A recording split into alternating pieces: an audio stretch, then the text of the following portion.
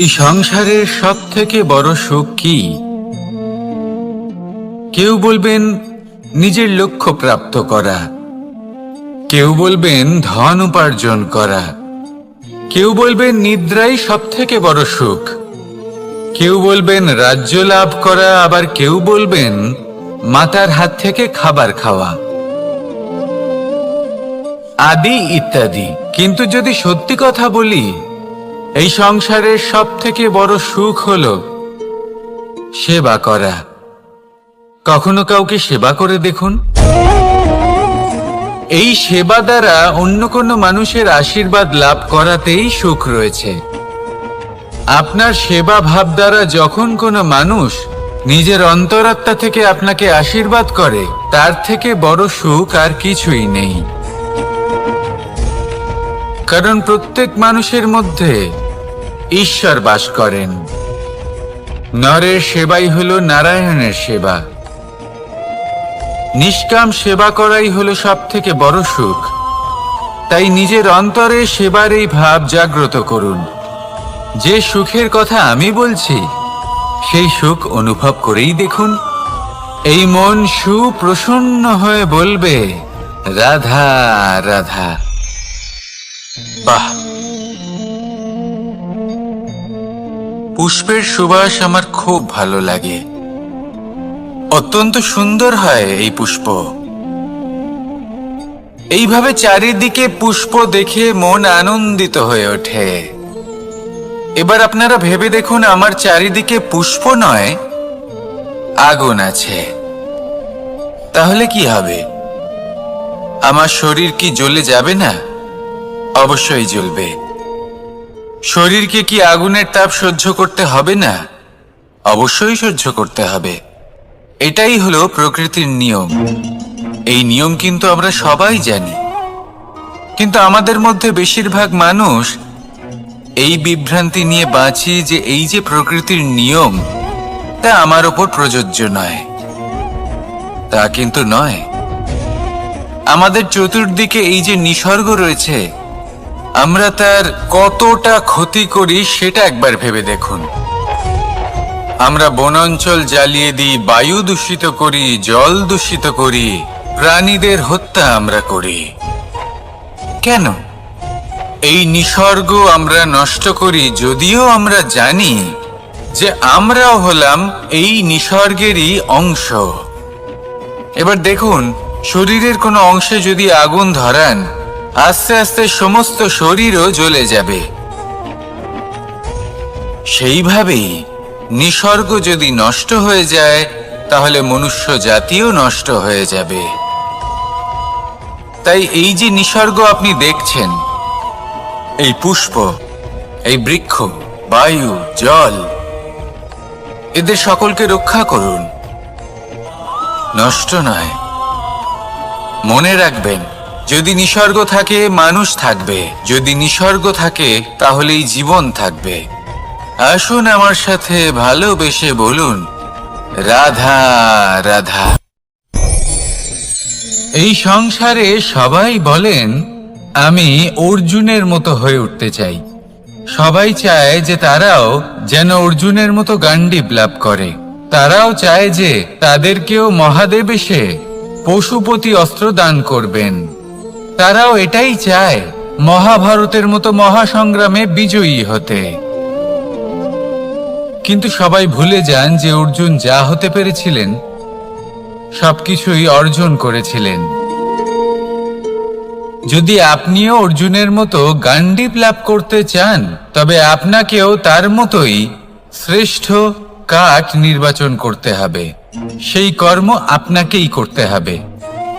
তার প্রত্যঞ্চা যাতে তীব্র হয়, তার জন্য আপনাকে সর্বশ্রেষ্ঠ দড়ি খুঁজে বের করতে হবে। আপনার বাণ যাতে ঘাতক হয়, সেই জন্য আপনাকে নতুন নতুন ধাতু খুঁজে বের করতে হবে।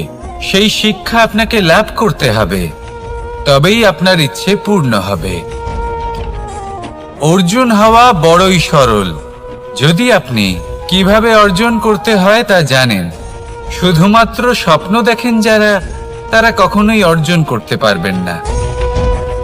কিন্তু যদি কেউ অজ্ঞাতবাস ভোগ করতে পারে, যদি কেউ লাক্ষাগৃহ থেকে পালিয়ে বাঁচতে পারে, যদি কেউ কঠোর তপস্যা করতে পারে, প্রতীক্ষা করতে পারে এবং পরিশ্রম করতে পারে, তাহলে সে অর্জুন অবশ্যই হয়ে উঠবে। যদি আপনি অর্জুন হয়ে উঠতে চান, তাহলে কর্ম করতে শিখুন আর আমার সাথে ভালোবেসে বলুন, রাধা রাধা। জীবন থাকলে লক্ষ্য অবশ্যই থাকবে। যদি লক্ষ্য থাকে, তার পথ অবশ্যই থাকবে। যদি পথ থাকে, তাহলে বাধা অবশ্যই থাকবে।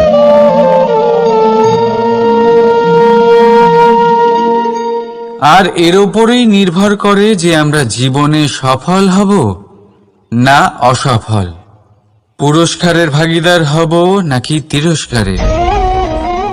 মনে করুন আপনাকে একটা কাজ করতে হবে, আপনাকে পর্বত আরোহণ করতে হবে, আর সেই পথের ঢাল আপনাকে একাধিকবার ফেলে দেবে। পাথর আপনাকে একাধিকবার আহত করবে। এই অবস্থায় কি করবে? সাধারণ মানুষ বেছে নেয় প্রতিশোধ। সেই পর্বতকে নষ্ট করে দেওয়ার চিন্তা ভাবনা করে, তার ভিতকে নড়িয়ে দেওয়ার কথা ভাবে সেই মানুষ। কিন্তু পর্বতকে তো কেউ নষ্ট করতে পারে না। তাই অসফল হওয়ার সাথে সাথে কুখ্যাতিরও ভাগীদার হয়ে যায় সে। দ্বিতীয় পথ হল পরিবর্তন। যদি আপনি সেই পর্বত ভাঙার পরিবর্তে তাতে সোপান তৈরি করেন, তাহলে আপনিও সেই পর্বতে উঠতে পারবেন, অন্য কেউও তাতে উঠতে পারবে, আগামী প্রজন্মও তাতে উঠতে পারবে, আর সেই আগামী প্রজন্ম সর্বদা আপনার সুনাম করবে। তাই জীবনে প্রতিশোধ নয়, পরিবর্তন বাছুন। বদলা নয়, বদল বেছে নিন। আপনার বাধা আপনার বন্ধু হয়ে যাবে। রাধা রাধা। সমস্ত মানুষের জীবন কিছুটা সমান হয়। মানুষ জন্মগ্রহণ করে, তারপর চলতে শেখে, জীবনে এগিয়ে চলে, বার্ধক্য লাভ করে, তারপর সমাপ্ত হয়ে যায়। কিন্তু সেই ব্যক্তিরা কারা যারা প্রকৃত অর্থে মনুষ্য জীবন যাপন করেন? এনারা হলেন সেই ব্যক্তি যারা পড়ে গেলেও আবার উঠে দাঁড়ানোর চেষ্টা করেন, নিজের ভেঙে পড়া অস্তিত্বকে আগলে নিয়ে আবার একটা আকার দেওয়ার চেষ্টা করেন, ভগ্ন আশাকে আবার একটা নতুন দিশা দেন। অসফল হওয়ার পরেও থামেন না, আবার এগোতে থাকেন। অসফল হওয়ার পরে যদি আপনি থেমে যান, তাহলে সাফল্য আপনার সামনে অপেক্ষা করে, কিন্তু আপনি তা দেখতে পান না। তাই জীবনের সংঘর্ষে অংশগ্রহণ করতে শিখুন। জীবনের সংঘর্ষ থেকে পালাবেন না। আসুন আমার সাথে ভালোবেসে বলুন, রাধা রাধা। একবার একটা শেয়াল বনে বিচরণ করছিল। ও একটা ছোট্ট শাবক দেখতে পেল। ও ভাবল, আজ একেই আমি খাবার হিসেবে গ্রহণ করব। আশেপাশে দেখলো কেউ দেখছে না তো, কেউ ছিল না, আর সেই শাবকের ওপর আক্রমণ করলো, যা হলো একটা ঘোর অপরাধ। বনের নিয়ম অনুসারে আপনি কখনোই শাবকের ওপর আক্রমণ করতে পারেন না। তারপর এই খবরটা যখন রাজা সিংহ জানতে পারলেন, সভার আয়োজন করলেন। কিন্তু সেখানে শেয়াল বলল, আমি তো এরকম কিছু করিনি। কিন্তু যদি আপনি এরকম বলেন, কোনো প্রমাণ দিন, এর কোনো সাক্ষী আছে? তখন রাজা সিংহ পেঁচাকে ডেকে পাঠালেন, যে সেই মুহূর্তে বৃক্ষের শাখার ওপর বসেছিল। সে সব কিছু দেখেছিল। পেঁচা সব সত্যি কথা বলল, আর শেয়ালকে মৃত্যুদণ্ড দেয়া হলো। এবার এই কাহিনী আমি আপনাকে কেন শোনালাম? কারণ মানুষও কখনো কখনো এরকম কর্ম করেন যা শিয়াল করেছে। এটা ভাবেন কেউ দেখছে না যখন আমি অনুচিত কর্ম করতেই পারি, কিন্তু না, আপনি যাই করুন না কেন কেউ না কেউ অবশ্যই তা দেখছে। কোনো ব্যক্তি না হলেও কোনো প্রাণী, না হলে কোনো যক্ষ বা দেব বা প্রেত। যদি এনারা কেউ না দেখেন, তাহলে ধরিত্রী মাতা দেখেন যেখানে দাঁড়িয়ে আপনি সেই কর্ম করছেন, তাই না? তাই একটা কথা সবসময় মনে রাখবেন, কে দেখছেন কে দেখছেন না সেই বিষয়ে ভাবা ছেড়ে দিন। এটা খুব সহজ কথা। আপনি যদি উচিত কর্ম করেন উচিত ফল পাবেন, যদি অনুচিত কর্ম করেন তাহলে আপনি অনুচিত ফল অবশ্যই পাবেন। সেই জন্য উচিত পথে চলতে থাকুন, উচিত কর্ম করতে থাকুন, আর আমার সাথে ভালোবেসে বলুন, রাধা রাধা। আপনি কখনো কোনো বাজকে নিজের বাসা বানাতে দেখেছেন? এই বাজ যখনই কোনো বাসা বানায় তখন উঁচু গাছের ডালে বা কোনো পর্বতের শিখরে বাসা বানায়, অনেক উচ্চতায়, আর সেখানে তার সন্তানও জন্মগ্রহণ করে। যখন এই সন্তানেরা জন্মায় তখন এই বাজ খুবই ভালোবেসে এবং খুব সাবধানে এদের পালন পোষণ করে। নিজের ঠোঁট দিয়ে তাদের ঠোঁটে খাবার পরিবেশন করে। কিন্তু যেই সেই সন্তানেরা হৃষ্টপুষ্ট হয়ে যায় এবং সেই কথা বাজ নিজে বুঝতে পেরে যায়, সেই বাজ নিজেই সেই বাসা ছিন্ন ভিন্ন করে দেয়। সেই সন্তান যাদের সবেমাত্র ডানা গজিয়েছে, কিভাবে উড়তে হয় তারা জানে না, সেই সন্তানগুলিকে উচ্চতা থেকে ঠেলে দেয়। সেই সন্তান প্রথমে ভয়ভীত হয়ে যায়।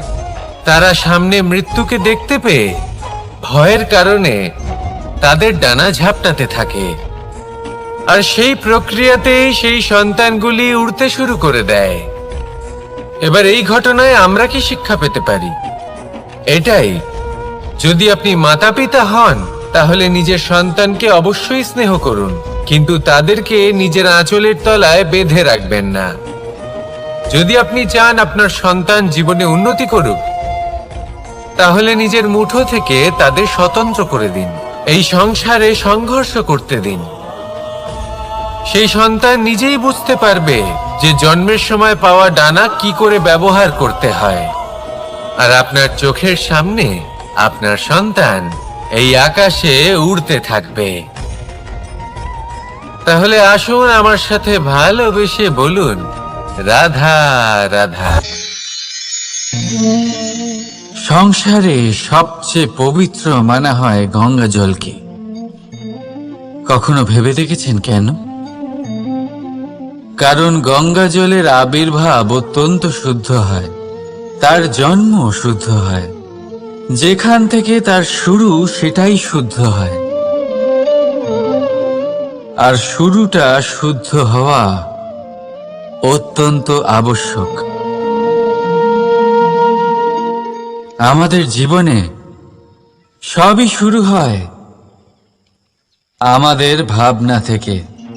নিজের ভাবনাকে শুদ্ধ রাখুন, কারণ এই ভাবনা থেকেই আবির্ভাব হয় শব্দের। আপনার শব্দ শুদ্ধ রাখুন, কারণ এই শব্দ দ্বারাই আপনার কাজ সম্পন্ন হয়। আপনার কাজ শুদ্ধ রাখুন, কারণ এই কাজ দ্বারাই তৈরি হবে আপনার স্বভাব। স্বভাব থেকেই তৈরি হয় আপনার অভ্যাস, আর অভ্যাস থেকে তৈরি হয় আপনার চরিত্র।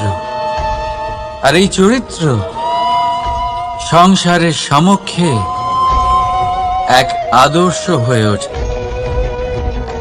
তাই ভাবনা থেকে আদর্শের এই যাত্রা শুভ তখনই হয়ে ওঠে যখন আপনার ভাবনা শুদ্ধ হয়।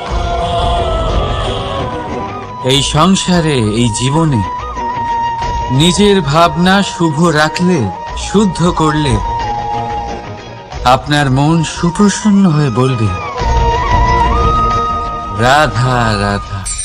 মানুষ জন্মগ্রহণ করে, তার সাথে ভয়েরও জন্ম হয়। ছোটবেলা থেকেই আমাদের মনে কোনো না কোনো প্রকারের ভয় থেকেই যায়। কেউ এই বিষয়ে ভয় পায় যে তার কোনো বস্তু তার থেকে দূরে চলে যাবে।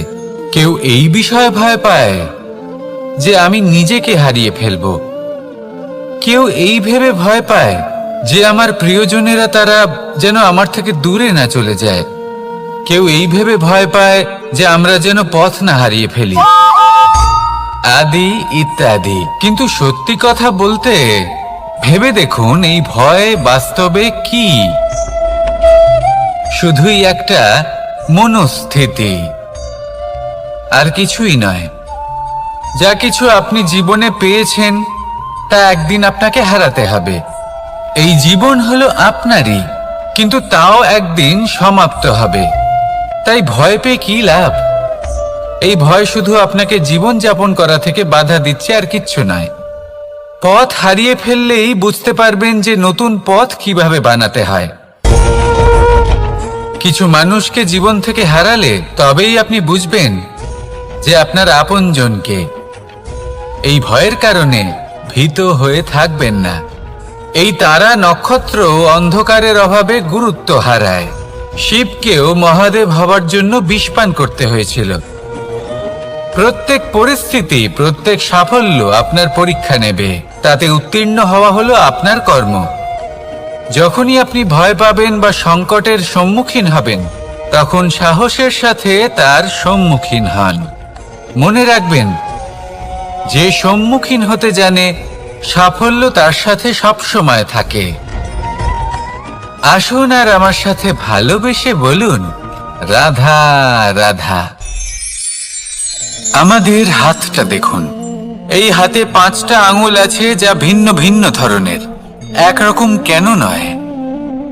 কারণ হলো প্রত্যেকের নিজের নিজের গুরুত্ব আছে, নিজের নিজের মাহাত্ম্য আছে। এরা ভিন্ন, তাই একত্রিত হয়ে মুষ্টিবদ্ধ করা সম্ভব, যার দ্বারা আমরা আত্মরক্ষাও করতে পারি, আবার আক্রমণও করতে পারি।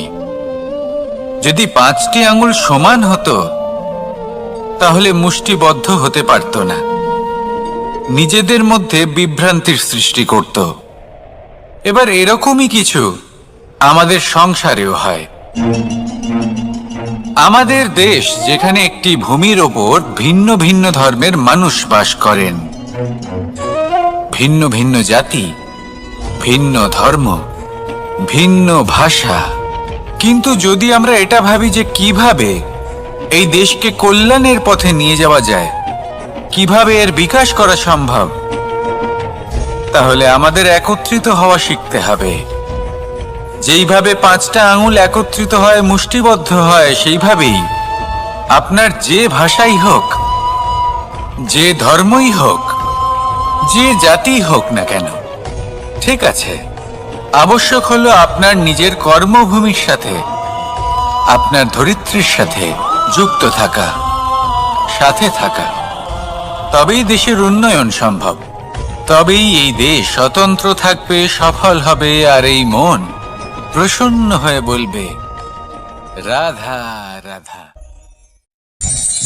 মোহ, কারোর প্রেমের মোহ, কারোর সঙ্গলাভের মোহ, কোনো বন্ধনের মোহ, কখনো বা ধনের মোহ, ঐশ্বর্যের মোহ।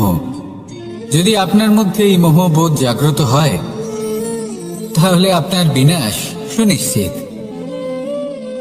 যেমন কোনো বিশেষ ব্যক্তির প্রতি যদি আপনার মনে মোহ জাগ্রত হয়ে যায়,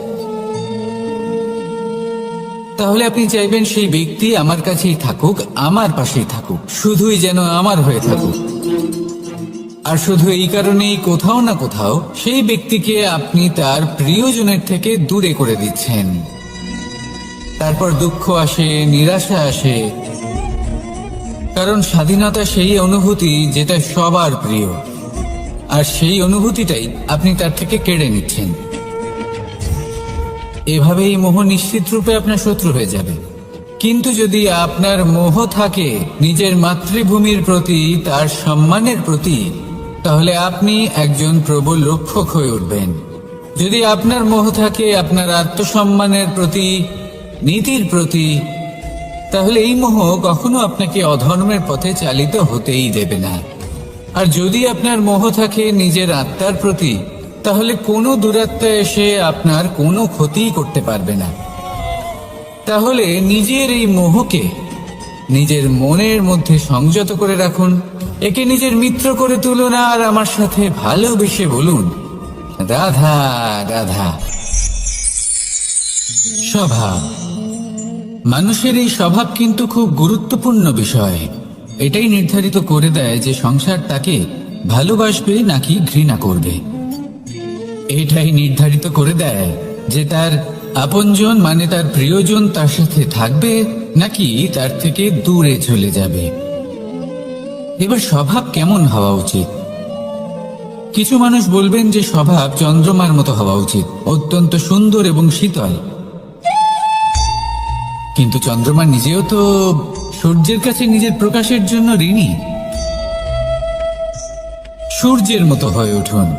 এই সূর্য যখন উদিত হয় তখন শান্ত থাকে, তারপর সারা দিন নিজে প্রজ্বলিত হয় এবং এই সংসারকে প্রকাশ প্রদান করে, যাতে এই সংসার নিজের কর্ম করতে পারে। আর যখন এই সূর্য অস্ত যায় তখনও কোনো কোলাহল করে না, শান্তভাবে অস্ত হয়।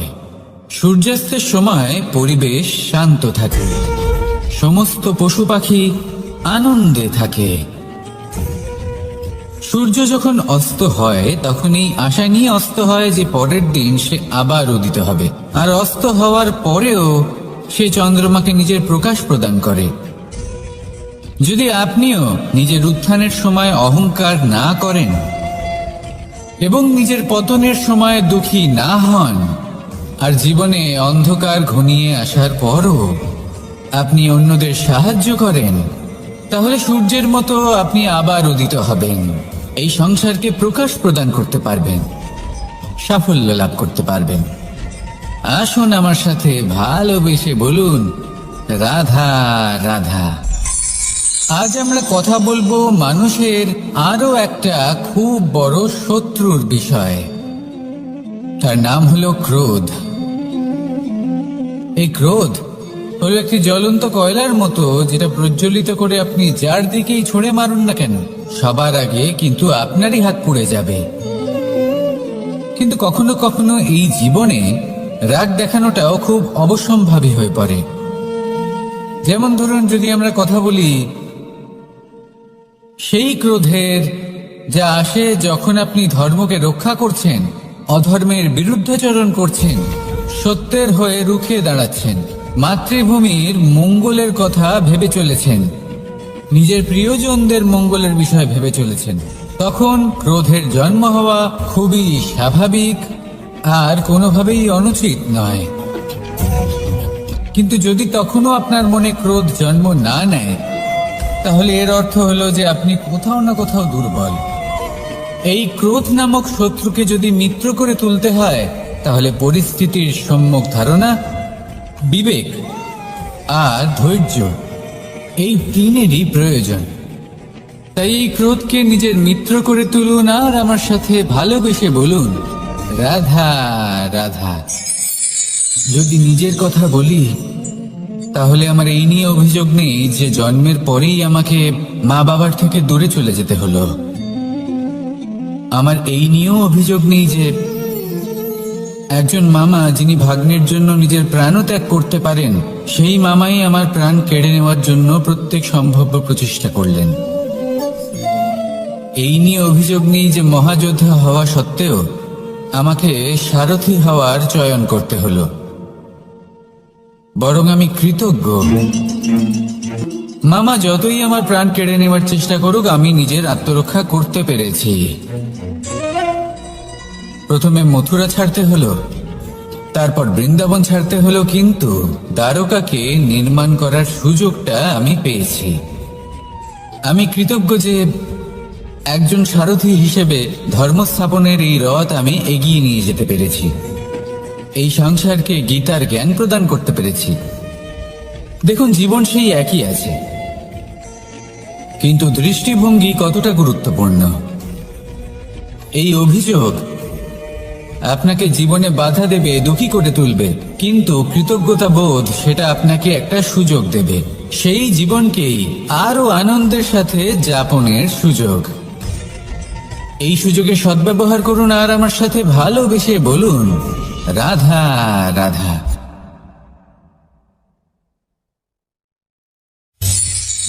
ভয়। জীবনে আমরা কোন কোন বিষয়ে ভয় পাই? কোনো মানুষকে হারানোর ভয়, কোনো মানুষ কোনো সম্পর্ককে হারানোর ভয়, অর্থহানির ভয়, সময়হানির ভয়। এবার বিষয়টা হলো, এই ভয় কখনো আমাদের কোনো লাভ করে না। এটা সবসময় আমাদের পিছনে ঠেলে আর নিচু স্তরে নামিয়ে দেয়, কখনোই আমাদের উত্থানের কারণ হয় না। তাই জীবনে যদি কোনো ভয়ের কারণ থাকতেই হয়, তা শুধুই এটা যে মানুষের কথা ভাবতে ভাবতে সম্পর্কগুলিকে হারানোর ভয়, মানুষকে হারানোর ভয়, সবার মন রাখতে রাখতে আপনি যেন নিজেকে, নিজের ভাবনা চিন্তাকে না হারিয়ে ফেলেন। যদি এরকম হয়, যদি সকলের মন রাখতে রাখতে আপনি নিজেই নিজেকে হারিয়ে ফেলেন, নিজের ভাবনা, নিজের লক্ষ্য, নিজের মন্তব্যকে হারিয়ে ফেলেন, তাহলে সংসারে যতই যাই হয়ে যাক না কেন, প্রসন্নতা লাভ করবেন না। তাই রক্ষা তাকেই করুন যে আপনাকে রক্ষা করে, আপনার মানসিকতা, আপনার ব্যক্তিত্ব, আপনার লক্ষ্যকে রক্ষা করে। আর যদি কোনো বিষয় ভীত হতে হয়, তবে আপনি যেন নিজের উদ্দেশ্যের থেকে দূরে না চলে যান। তাহলে আসুন আর আমার সাথে ভালোবেসে বলুন, রাধা রাধা। জীবনের পঞ্চমহাভূতের দ্বিতীয় তত্ত্ব হল মাটি, ভূমি, ধরা, যে ধারণ করে, যা আমাদের সকলকে ধারণ করে, ভালো হোক বা মন্দ, নিজের কর্তব্য পালন করে। আর এটাই শিক্ষা আমাদের জন্য। আমাদেরকেও আমাদের সকল কর্তব্য পালন করতে হবে, তা সে আমাদের নিজেদের প্রতি হোক, আমাদের পরিবারের প্রতি হোক, সমাজের প্রতি হোক বা ঈশ্বরের প্রতি। এই শিক্ষা আমাদের মাটি দিয়ে থাকে। এ আমাদের পদতলে পিষ্ট হয়েও তার বদলে আমাদের বনস্পতি প্রদান করে। অগ্রসর হতে পদক্ষেপ নেওয়ার সময় আমরা পা দিয়েই ধরিত্রীকে পিছনে ঠেলি, কিন্তু এই মাটি আমাদের ঘৃণা করে না। সে আমাদের পরবর্তী পদক্ষেপের জন্য অপেক্ষা করে আর স্বাগত জানায়। আর হয়তো সেই জন্যই এই ধরাকে আমরা ধরিত্রী মাতা বলে থাকি। আর তাই এই পদবী, এই সম্মান, এই ভালোবাসা, এর আকার বা এর ভারের জন্য একে প্রদান করা হয় না, প্রদান করা হয় এর স্বভাবের কারণে। আপনিও যদি ধরিত্রীর মতো হতে পারেন, যদি আপনিও নিজের সকল কর্তব্য পালন করেন, বিশ্বাসের সাথে তা স্বীকার করে নিতে পারেন, যদি অন্য কারোর সাফল্যেও আপনি প্রসন্ন হতে শিখতে পারেন, যদি আপনি একটু কষ্ট সহ্য করে অন্য কাউকে প্রসন্নতা প্রদান বা অন্য কাউকে সেবা করতে পারেন, তাহলে আপনিও মাটির মতোই মহান হয়ে উঠতে পারবেন। তাহলে আসুন আর আমার সাথে ভালোবেসে বলুন, রাধা রাধা। প্রেম, এই প্রেম যতটাই সরল, ঠিক ততটাই জটিল হয়। এই প্রেমের দুই রূপ হয়, সবলতা আর দুর্বলতা। নির্বাচন হলো আপনার। এবার যদি একটা উদাহরণ দিয়ে আপনাকে বোঝাই, তাহলে মাতা পিতাকে দেখুন। মাতা পিতা সন্তানকে কখনো কখনো এত স্নেহ দিয়ে ফেলেন যে তাকে বাইরে কোথাও যেতেই দেন না। আর তার ফলে সন্তান এতটাই দুর্বল হয়ে পড়ে যে এমনও হয় তারা সারা জীবন বাড়িতেই বসে থাকে। এবার যদি এই মাতা পিতাই এই ভালোবাসায় সাহস জুগিয়ে দেন, সেই সন্তানকে বলে দেন যে যাও, এই সংসারকে অনুভব করো, নিজের প্রারব্ধ নিজেই রচনা করো, এই সংসারে সব থেকে শ্রেষ্ঠ হয়ে দেখাও, সব থেকে উঁচুতে উঠে দেখাও, তাহলে সন্তান অবশ্যই এটা করে দেখাতে পারে। এবার আপনি নিজের প্রেমের দ্বারা আপনজনদের দুর্বল করবেন নাকি তাদের সবল করবেন, সিদ্ধান্ত আপনারই। আসুন আর আমার সাথে ভালোবেসে বলুন, রাধা রাধা। জীবনের পঞ্চমহাতত্ত্বের মধ্যে পঞ্চম তত্ত্ব অগ্নি। অগ্নি যা জ্বালাতে সাহায্য করে, কিন্তু তা উত্তাপও প্রদান করে। নিশ্চিত রূপে অগ্নি আমাদের জ্বালিয়ে দিতে পারে, কিন্তু আপনি কি কখনো এটা ভেবে দেখেছেন যে আগুন, তাকে নিজেকে কতটা জ্বলতে হয়, তাকে নিজেকে কতটা তাপ সহ্য করতে হয়। ও নিজে জলে আমাদের উত্তাপ প্রদান করার জন্য, ও নিজে জলে আমাদের ঊর্জা দেবার জন্য, আমাদের আলো দেবার জন্য, অন্ধকারে পথ দেখানোর জন্য, শত্রুর সাথে মোকাবিলা করার জন্য আমাদের সাহায্য করে নিজে জ্বলে। যখন আমরা কোনো দেবতার জন্য যজ্ঞ করি, তখন দেবতার ভোজন গ্রহণ করার নিমিত্ত হয় এই অগ্নি। কত কিছু ওকে সহ্য করতে হয় আমাদের এত কিছু দেবার জন্য। আপনিও আগুনের মতো হয়ে উঠুন, নিজে কষ্ট সহ্য করুন অন্যকে সাহায্য করার জন্য, তাদের জীবন উদ্ধার করার জন্য, নিজের প্রিয়জনের জন্য, নিজের পরিবারের জন্য, নিজের মাতা পিতার জন্য, এই সমাজের জন্য। নিজে কষ্ট সহ্য করুন, প্রকাশের কেন্দ্রবিন্দু হয়ে উঠুন, আর সকলকে পথ প্রদর্শন করুন, সবাইকে পথ দেখান। যেদিন আপনি আগুনের মতো হয়ে উঠবেন, সেই দিন ঠিক যেমন অগ্নিকে পুজো করা হয়, আপনিও সেইভাবে পূজনীয় হয়ে উঠবেন। যেমন সকল শুভকর্মে, সকল যজ্ঞে, সকল পুজোতে অগ্নিকে স্মরণ করা হয়, সেইভাবেই সকল শুভকর্মে আপনাকেও স্মরণ করা হবে। আর যেদিন আপনি এরকম হয়ে উঠবেন, সেই দিন জীবনের বাস্তব মর্ম কি আপনি তা বুঝতে পারবেন। তাহলে আসুন আর আমার সাথে ভালোবেসে বলুন, রাধা রাধা। জীবনের পঞ্চমহাভূতের মধ্যে একটা তত্ত্ব হলো আকাশ। আকাশ যা কিনা নিরাকার, যার কোনো আকার নেই। আকাশ যা হলো অনন্ত। আর আমাদের সবসময় মনে হয় যে এই আকাশ আমাদের সাথে জড়িয়ে রয়েছে। কেন? এবার এই আকাশ আমাদের জন্য কি না করে। আকাশ আমাদের ওড়বার স্বাধীনতা দেয়।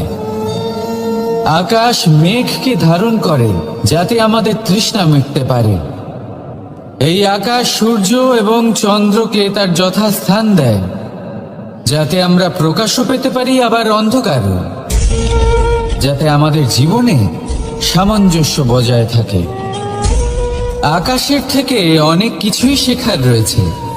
যদি আমরাও আকাশের মতো হতে পারি, আমাদের আপনজনদের সেই স্বাধীনতা দিতে পারি যাতে তারা উঠতে পারেন, যাতে তারা নিজেদের স্বপ্ন পূরণ করতে পারেন, যার ফলে তারা নিজেরাই এই জীবনকে অনুভব করতে পারেন, নিজের পায়ে দাঁড়াতে পারেন, তাহলে ভাবুন আমাদের অস্তিত্ব কতটা বড় হয়ে যাবে। যদি আপনি আকাশের মতো হতে পারেন, তাহলে আপনিও আকাশের মতোই অনন্ত হয়ে উঠবেন। তাহলে আসুন আর আমার সাথে ভালোবেসে বলুন, রাধা রাধা। জীবনের পঞ্চমহাভূতের মধ্যে একটা তত্ত্ব হলো বায়ু। বায়ু যাকে কিনা দেখা যায় না, বরং তাকে কিন্তু আমরা অনুভব করতে পারি।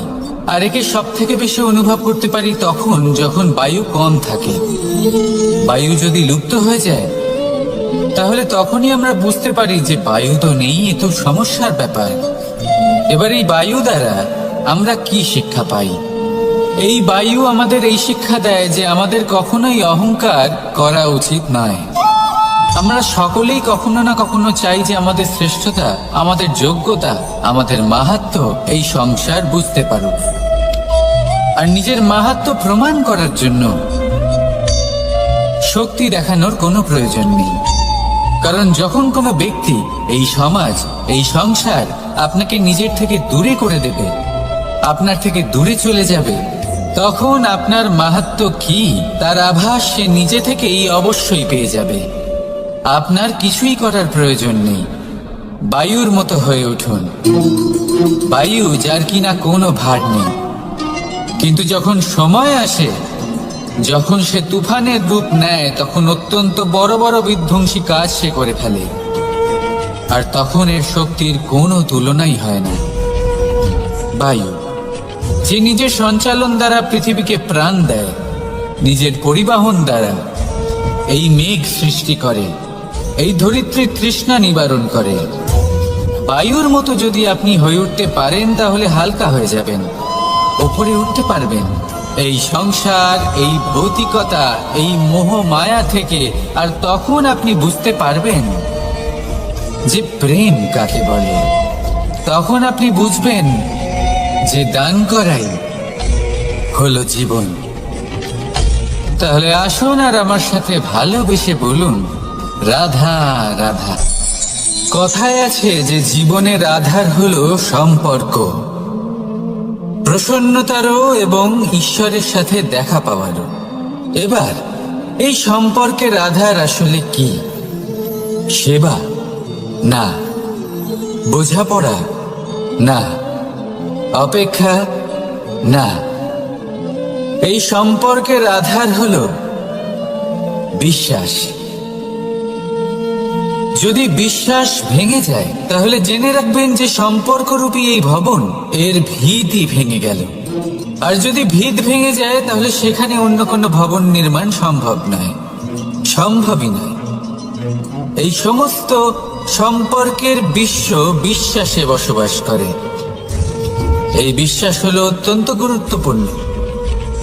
এই বিশ্বাসের জোরেই আমি আর রাধা কোনো সাংসারিক বন্ধনে আবদ্ধ না হয়েও এক অত্যন্ত দৈব অলৌকিক বন্ধনে আবদ্ধ।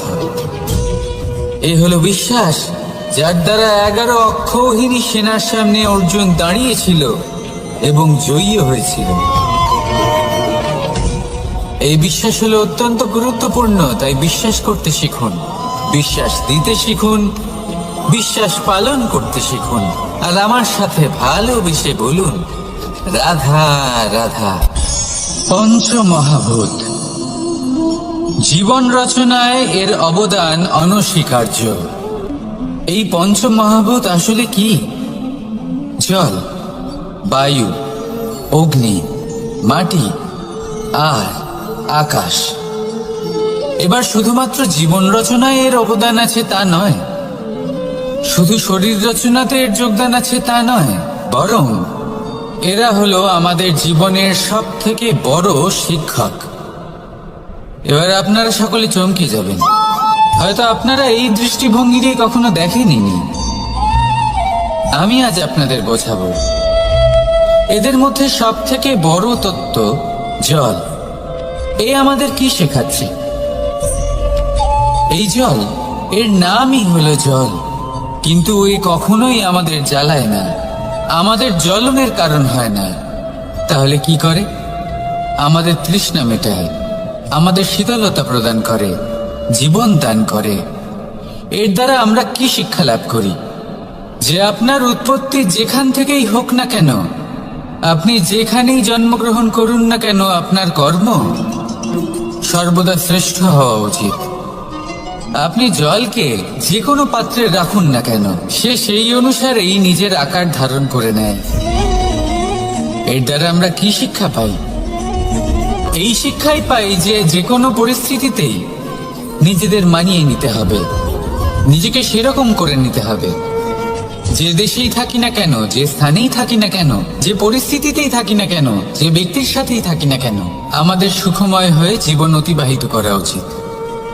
দেখুন, আমাদের কত বড় একটা শিক্ষা দিল এই জল, যা আমরা কোনোদিন দেখতেই পাইনি। নিজেকে জলের মতোই করে তুলুন। সুখের ধারায় স্বাচ্ছন্দ্যে প্রবাহমান হতে থাকবেন আপনি। নিজের আকারকে ভেঙে ফেলুন, নিজের সীমা লঙ্ঘন করুন। আপনি অবশ্যই একদিন মহানুভবতা অনুভব করবেন। তাহলে আসুন আর আমার সাথে ভালোবেসে বলুন,